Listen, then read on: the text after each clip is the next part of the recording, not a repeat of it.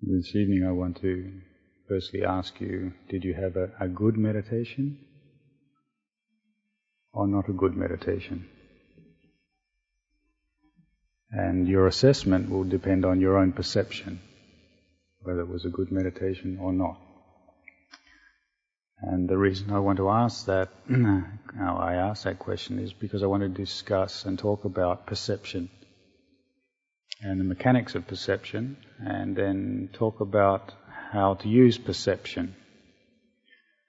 The reason I want to discuss this is because one of the members of the Buddhist Society gave me an interesting tape, and that tape was by Deepak Chopra, a doctor of medicine, who many of you may know. He's visited Perth. He is a Hindu as well, but also a medical profession, a member of the medical profession. And in this tape, he gave many interesting examples of experiments in the realm of perception. And I wanted to maybe relate to you some of those examples and some examples that I am familiar with from my own background in biology, and then bring them into the context of Buddhist meditation and Buddhist practice. And perception is in the eye of the beholder, isn't it? And like the old familiar question, is this glass half full or half empty? And as we say, the pessimist says it's half empty and the optimist says it's half full. That depends on their perception. And so perception is a very important function of the mind.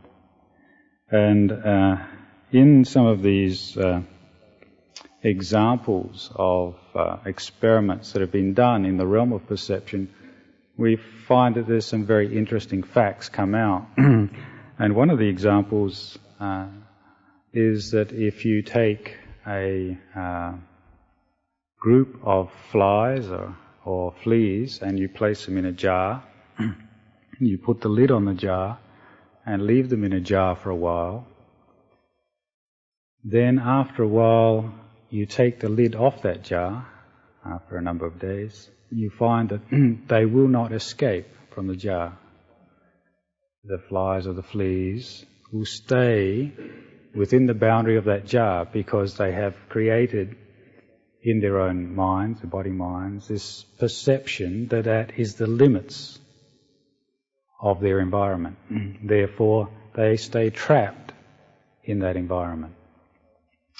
So that's one interesting example. There's another experiment which is done, which I thought was very interesting, is if you take fish in an aquarium and you place fish into tanks next to each other, and you have a transparent piece of glass in the middle, and you raise those fish for a long period of time, and then after a while you remove that transparent piece of glass separating the tanks and the fish.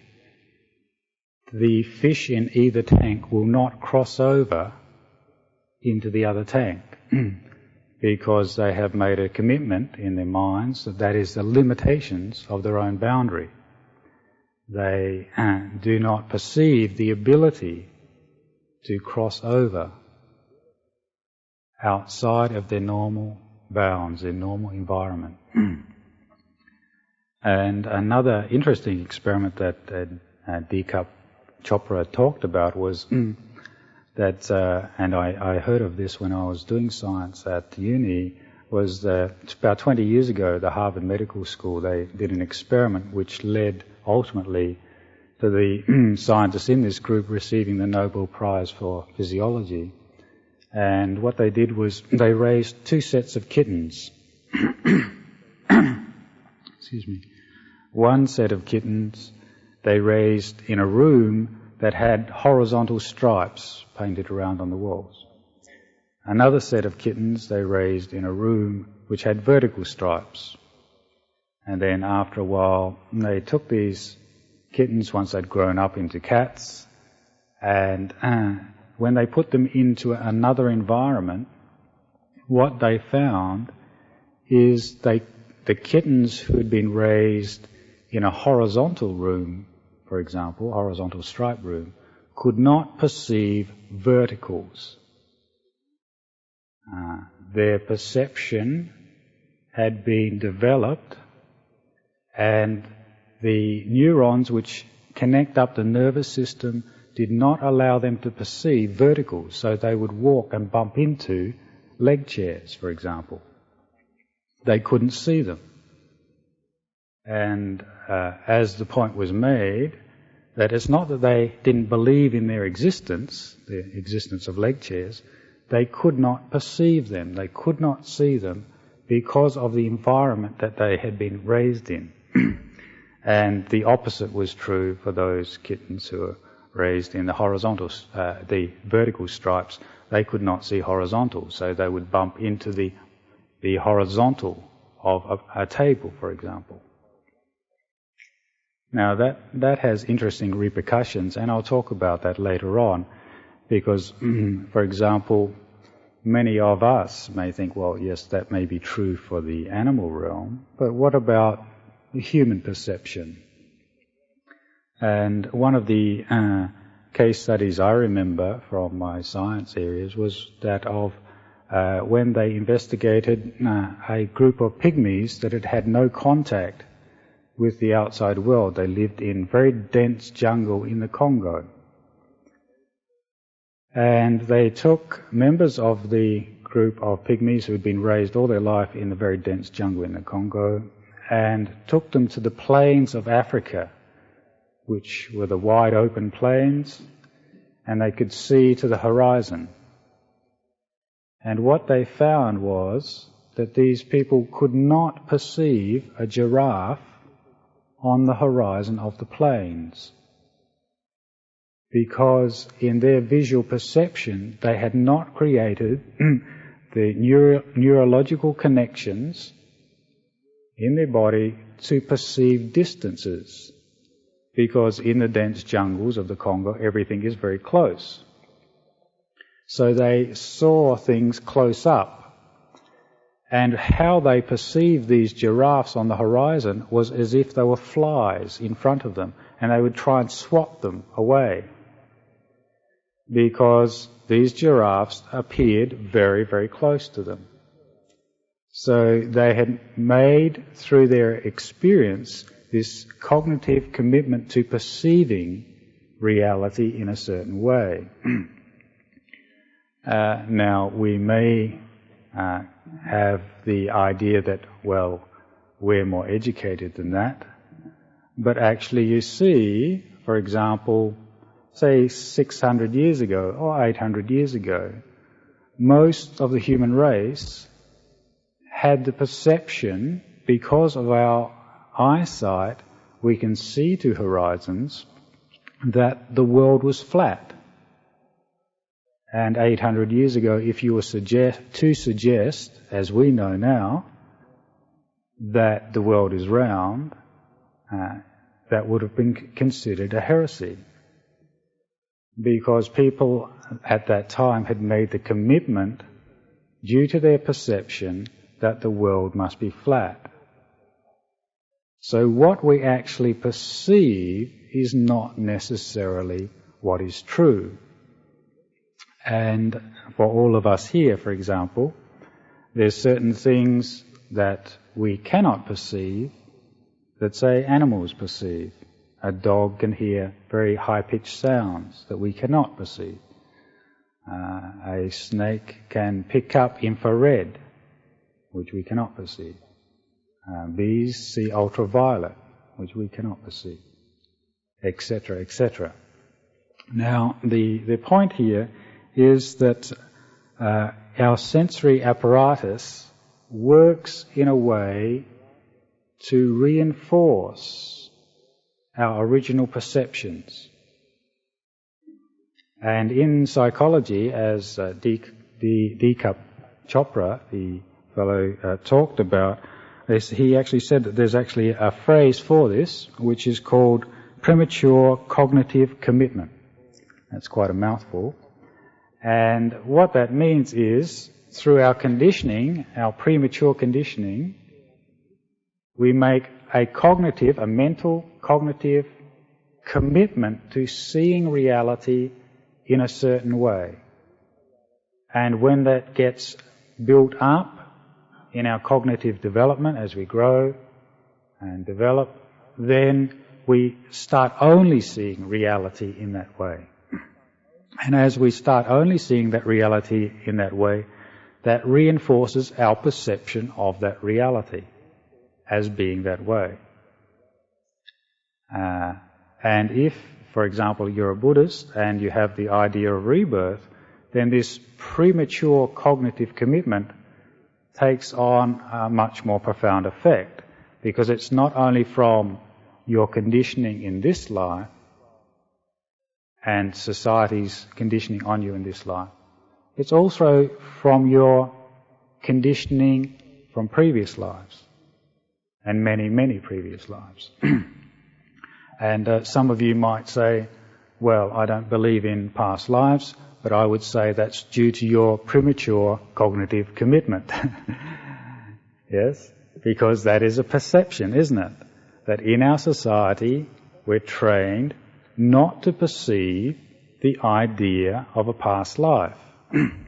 Therefore, we do not perceive the ideas of past lives. Therefore, we do not experience the idea of past life or experience past lives.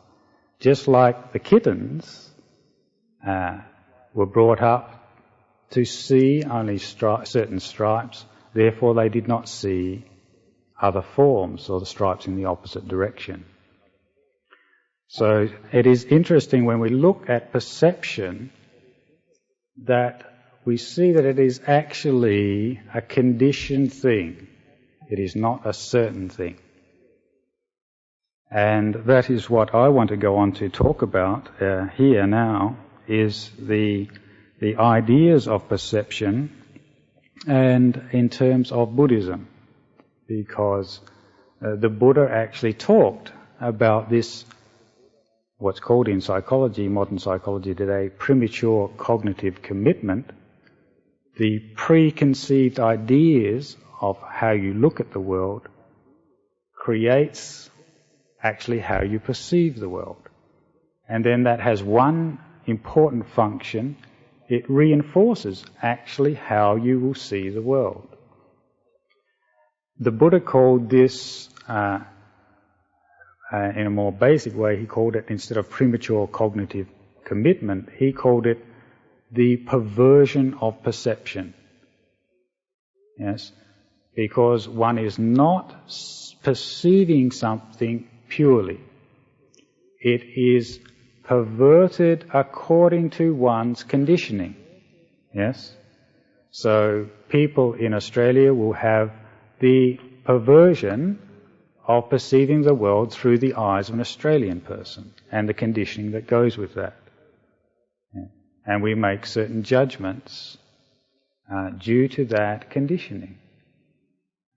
Someone else, if you're born in the Congo, for example, you would have a different perception of the world. Now, it's only when we break out of the limitations of the bounds of perception that we can really know reality as it is. Because all of us have got this premature cognitive commitment to perceiving reality in a certain way. Or, as the Buddha said, we all have a certain perversion of perception to experiencing existence in a certain way. And the certain perversions of perception that we have is that we see that we're permanent, we see existence as satisfying, we see that there is a self, and we perceive beauty. These are the four perversions of perception that the Buddha talked about. It is only someone who is broken out of perceiving reality in a certain way and has experienced something else, they can actually point out the distortion there. And the famous simile is often given, for example, if you have a pond and you have a fish in the pond, the fish only knows the nature of the pond, the experience of swimming, the wetness of the water. A frog can experience the same experiences as the fish in the pond, but then it can go onto dry land. But the frog finds it very difficult to explain to the fish the experience of dry land because it is beyond the sensory perception of the fish. And that is very much a simile for someone who is enlightened, that they have experienced a perception which is purified of perversions. And then they find it very difficult to explain someone who hasn't experienced that, but they can point to a pathway which leads beyond, that goes out of the limited perception that we bound ourselves in. And we find that the things that we bind ourselves in, just like the flies in the jar, they get used to that environment, they perceive that as their environment, so when you take the lid off, they don't escape from that environment, except maybe for a few brave ones, a few pioneer flies. That's a bit like the enlightened ones. They have escaped from the limitations of perceiving themselves in a certain way. And they've escaped from the limitations of perceiving themselves as I am the body. They have escaped from the limitations of perceiving themselves that I am this mind. They have escaped from the limitations of perceiving themselves as I am a factor of this mind. I am feeling. I am perception. I am thought. I am consciousness. This is the glass jar, which we, as unenlightened beings, are still caught in. And we have not escaped from the limitation of our commitment to perceiving ourselves in that way. The Buddha used the word attachment rather than commitment, but commitment is a nice word. It shows that actually we are committed to perceiving ourselves as I am the body. Thus, we are caught up with the bounds of the body, within the glass jar of the body. We cannot escape from our attachment, our commitment to seeing ourselves as the body. And it is very interesting when you start to look at the idea, say the physical idea of the body. If we see ourselves as the body, then we're committed to the processes of the body. And what are the processes of the body? The natural processes of the body are birth, aging, old age, and death.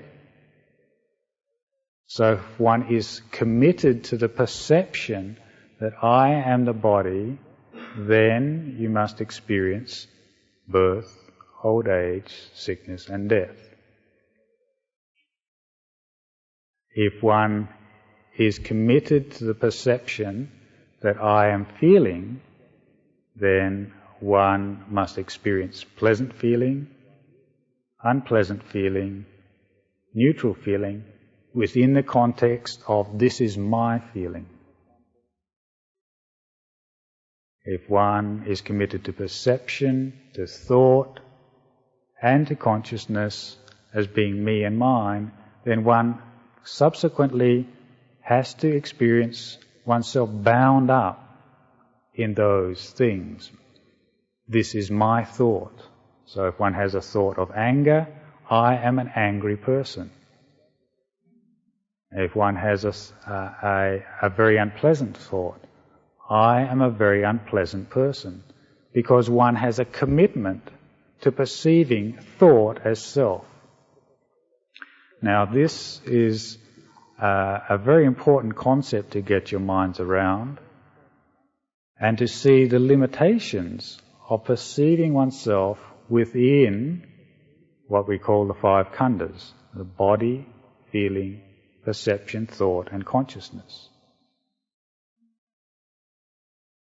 And when one starts to work with this idea of perception, then one sees that actually one can change perception, cultivate perception to look at it in a different way.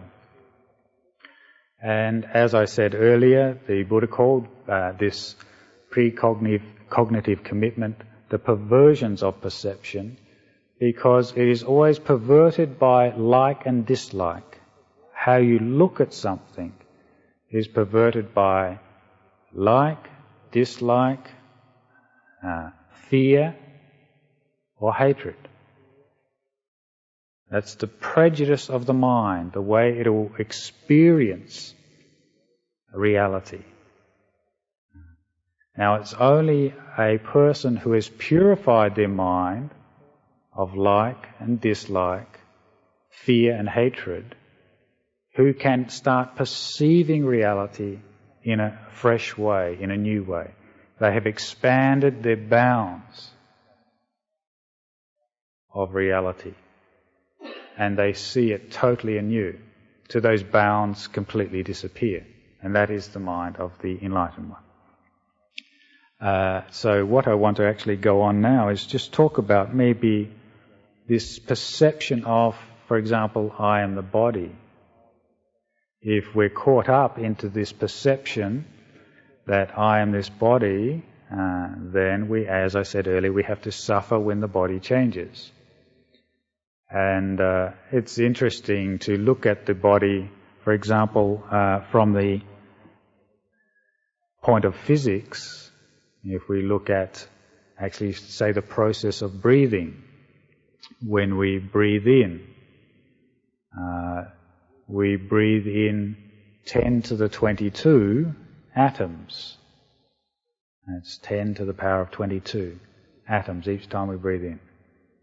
And these atoms ultimately go to making up the atoms of the organs, the heart, the liver, the lungs, etc.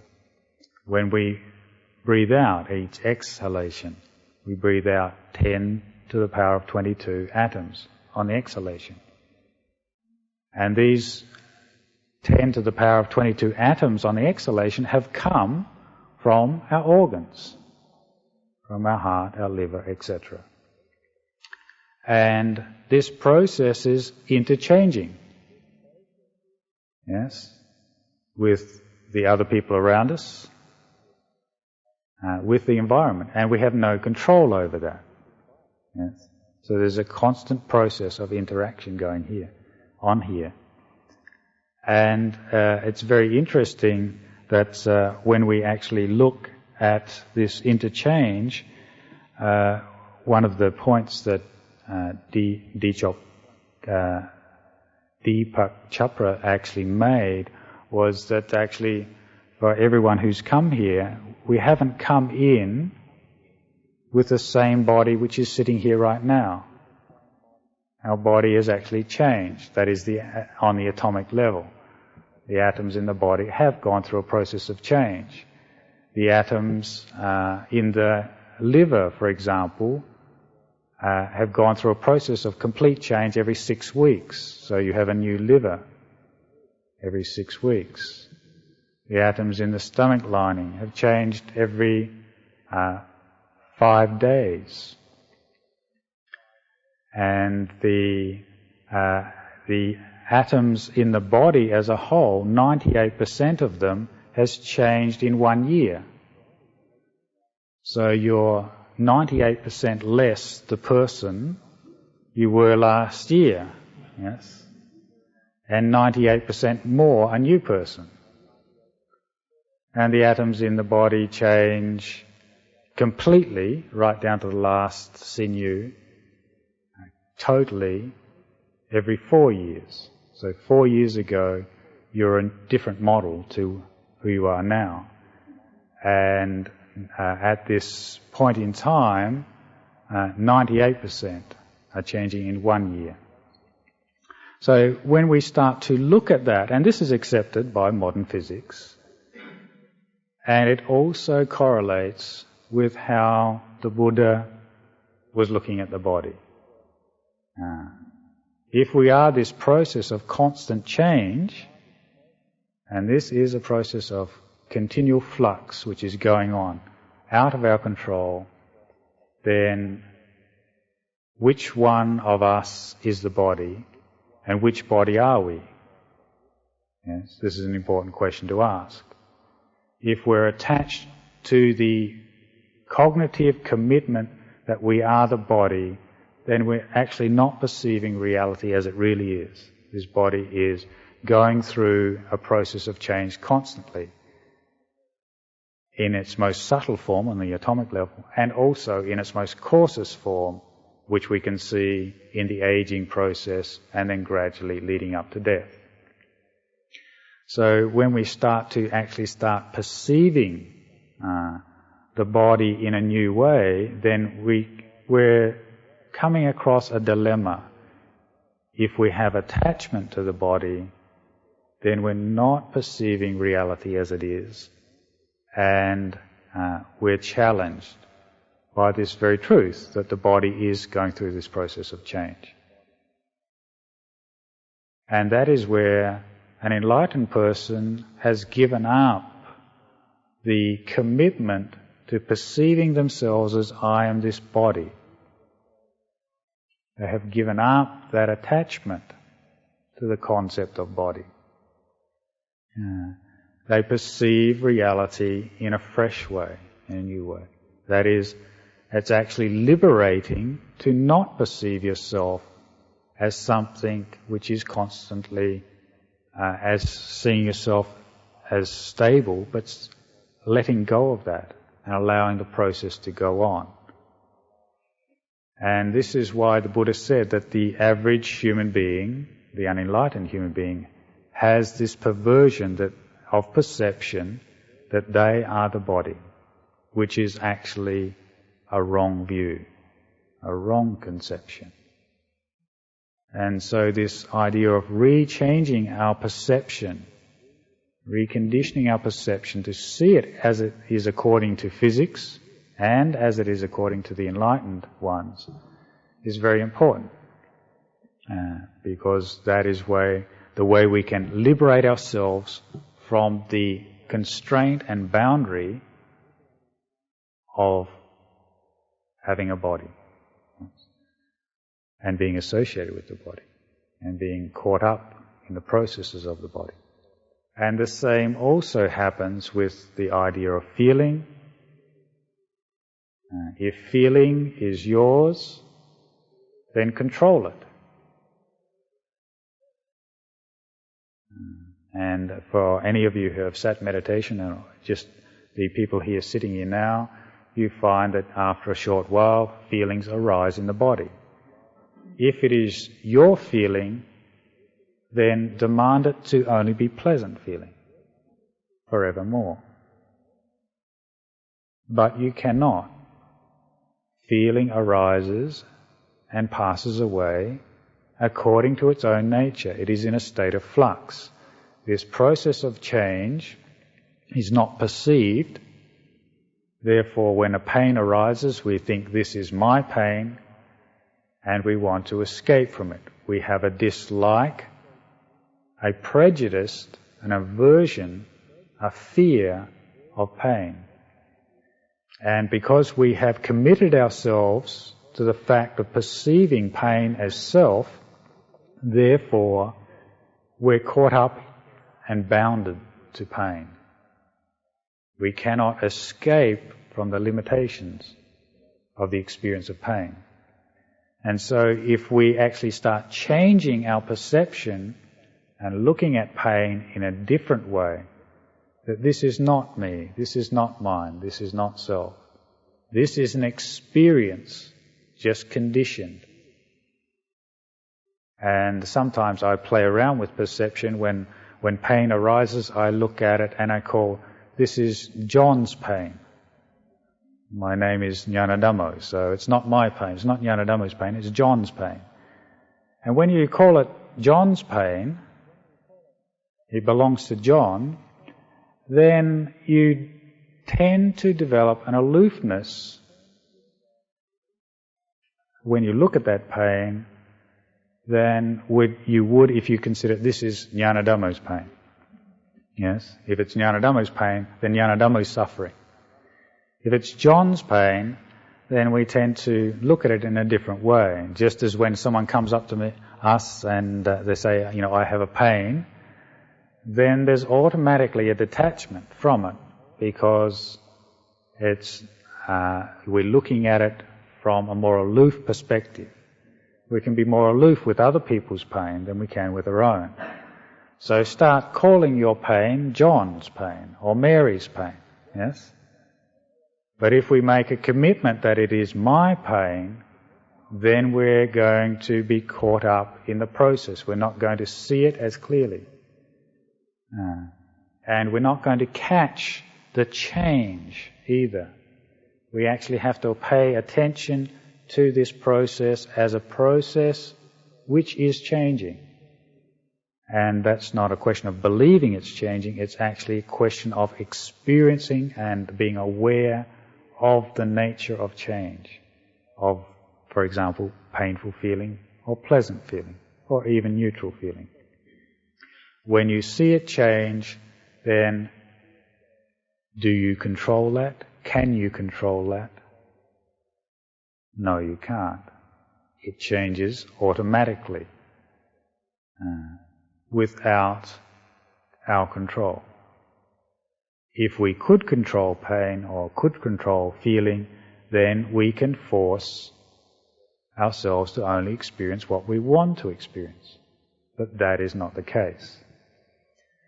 So when we place our awareness on the experiences of body and mind, experiences of body, experiences of perception, experiences of thought, experiences of consciousness, then we see this process of flux and change. And when we see this process of flux and change, we're changing our perception to view reality in a different way. Instead of seeing it as permanent, we're seeing it as impermanent. And what is impermanent and always changing is that perfection. Can security be found in what is changing?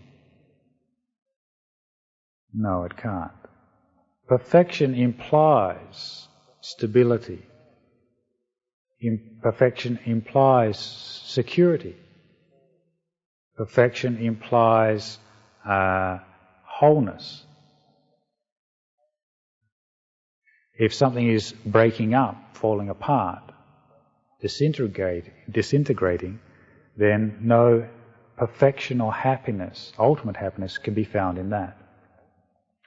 Just as, for example, if our houses are breaking up, falling apart, we can't feel at ease in that refuge, that house. If our relationships are breaking up, falling apart, there's pain there. We're looking for perfection, we're looking for security, we're looking for stability. So when we actually start looking at things that change cannot be satisfying, therefore are unsatisfactory, what we call dukkha.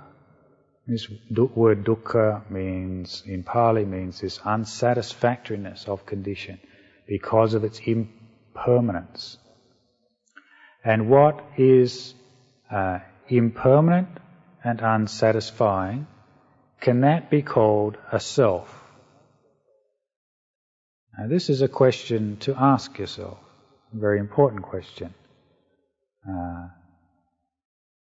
Can the body, which is changing its stomach lining every 6 days or 5 days, can that be called self? Or can it be called a process? It is more a process than a self. It is happening and is going on. These atoms that we're breathing in and breathing out, 10 to the power of 22, is that self doing it, or is it a process going on? And when we see that it's actually not a volitional self controlling it, but a process due to conditions, then we can develop this lack of commitment to the concept that I am the body and mind. And when we develop this lack of commitment to the idea I am the body and mind, then there can be liberation from body and mind. I wanted to also talk a little about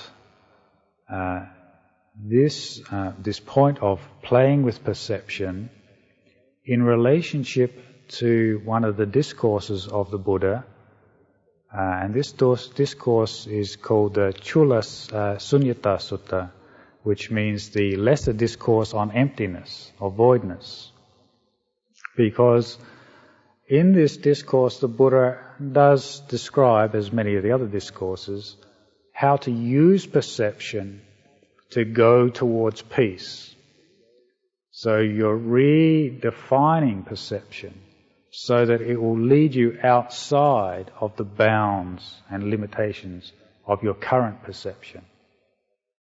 Because if we are like the flies in the jar, we're perceiving reality and limited reality, we actually, if we want to escape from that jar, we have to perceive the possibility of escape and then have the faith and conviction to try to escape. Now, without some advice on how to do it, it's very hard to know where to start. And that's why it's important for the arising of an enlightened person in the world.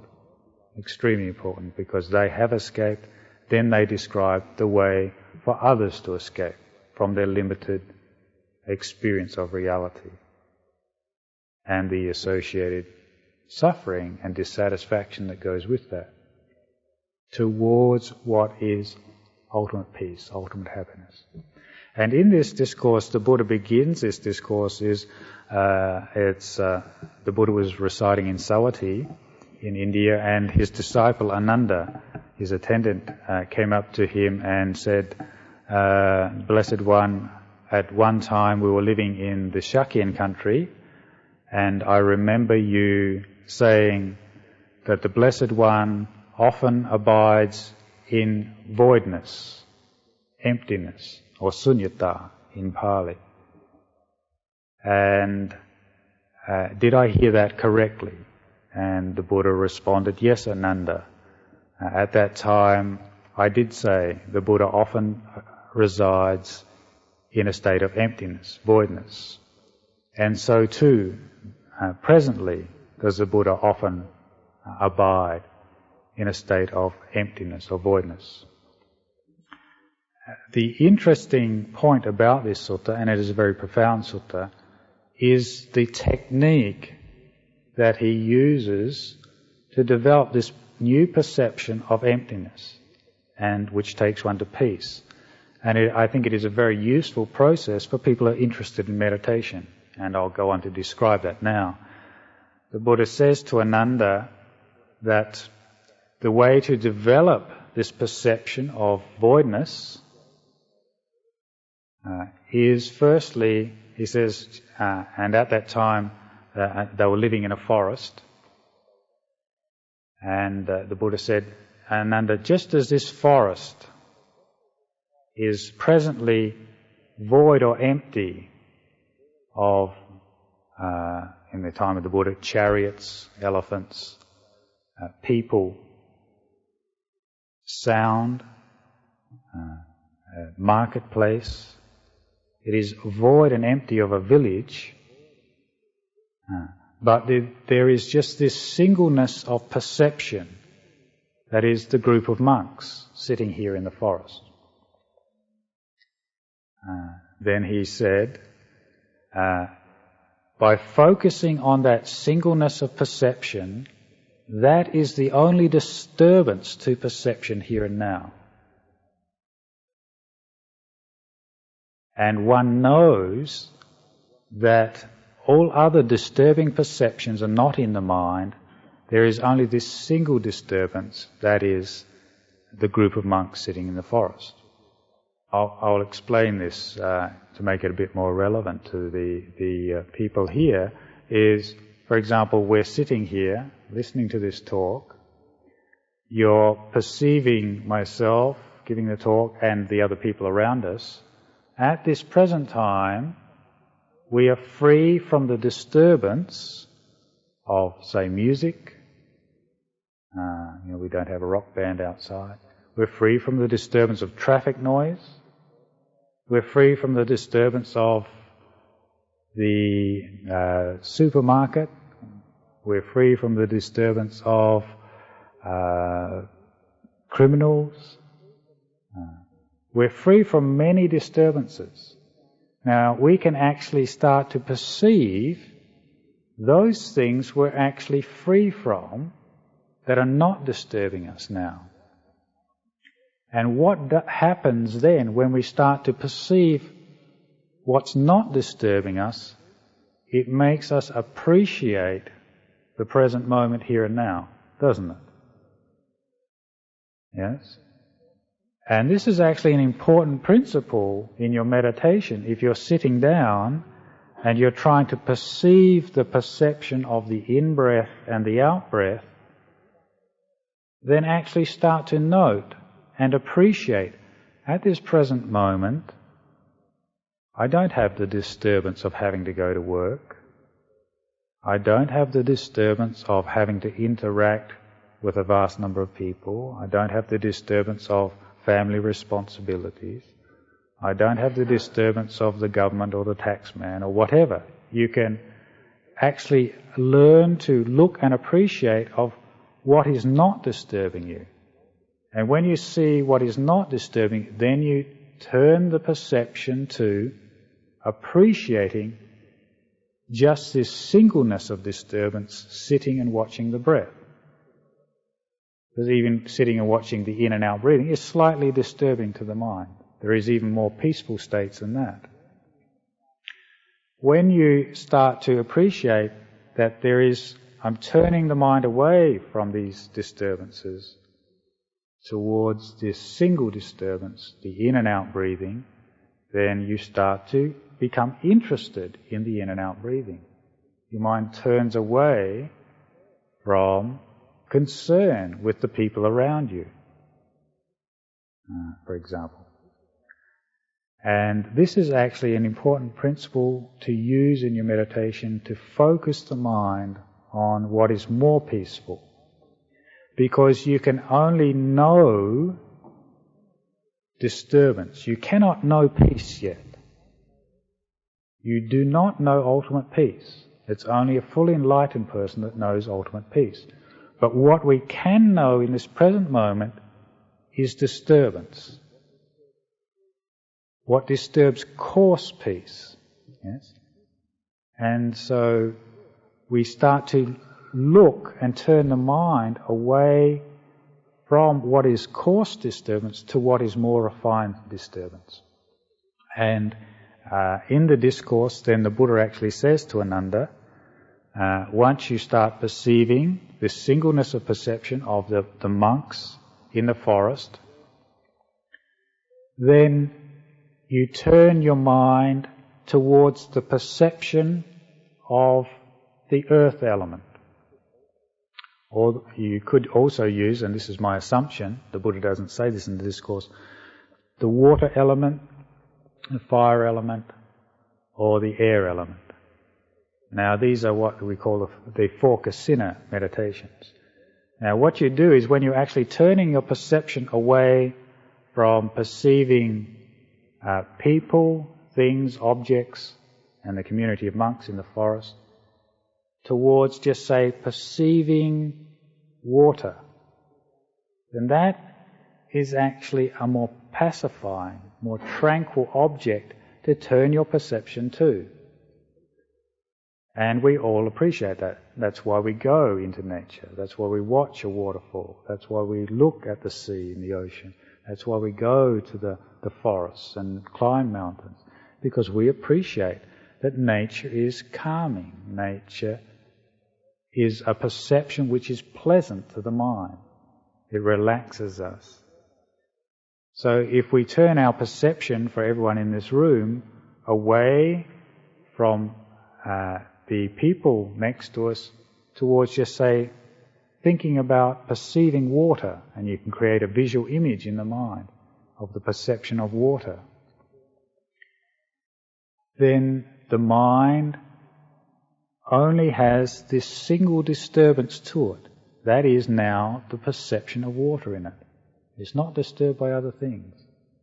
We can let go of other ideas and concepts and just perceive the perception of water.